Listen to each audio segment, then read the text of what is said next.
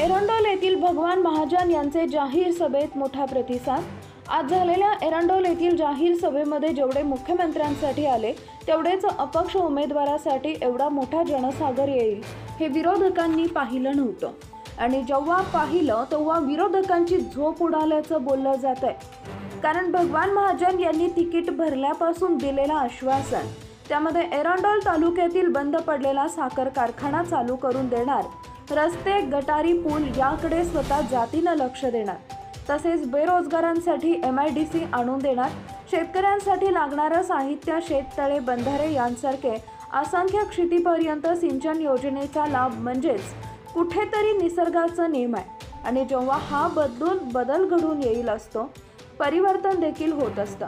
तसेच पारोळा शहरांमध्ये 12 दिवसाचे पाणी 4 दिवसांमध्ये देणार, बेरोजगारांसाठी काम, व्यवसायाचे बँकांचे लोन कर्ज काढून देणार, असे अनेक आश्वासन दिल्यानंतर हा एवढा मोठा जनसमुदाय त्यांच्या पाठीशी उभा राहील असं कोणाला वाटलं नव्हतं। कारण या मतदारसंघामध्ये सर्व उमेदवार शक्तिशाली व श्रीमंत आहेत। यामध्ये माजी आमदार एटी नाना पाटील हे 3 वेळा खासदार राहून चुकले, तसेच चिमणराव पाटील यांचा पुत्र अमोल पाटील यांना देखील मोठा अनुभव आहे। तसेच डॉक्टर संभाजीराजे पाटील यांनी गेल्या वर्षापासून केलेल्या कामाच्या जोरावर त्यांनी देखील अपक्ष उमेदवारी अर्ज भरलाय। डॉक्टर हर्षल माने यांनी देखील अपक्ष उमेदवारी भरली आहे। म्हणून पारोळा, एरंडोल, भडगाव मतदारसंघात कोण बाजी मारेल हे 23 तारखेला समजेल।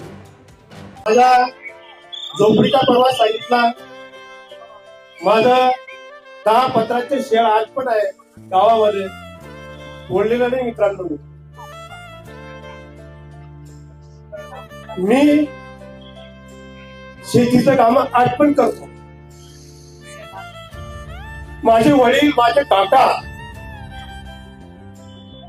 ज्या वेळेस मी दारिद्र्याच्या परिस्थितीमध्ये होतो आणि या ठिकाणी पर्यंत आलो असेल मित्रांनो, तर मी कुठलीही गोष्ट आणि तिने जर केली असेल, काही कोणाचं नुकसान करून जर केली असेल, सगळ्यांचा मित्रपरिवार असतात। तुम्ही विचारा, जर मला मातीचा पाय बघून सुद्धा डाग असेल मित्रांनो, आमच्या अंगावर साप चालले, काय चालले साप। आम्ही ज्यावेळेस आमचा झोपडीत राहायचो, माझ्या अंगावर साप चालले। जास्त दिवसाची गोष्ट नाही आहे, जास्त 17-18 वर्षापूर्वीची गोष्ट। गावाच्या शेवटच्या दिशेला आमचं घर, पण दारिद्र्य जो भोगतो ना बाबा, त्याला दारिद्र्याची किंमत माहिती असते।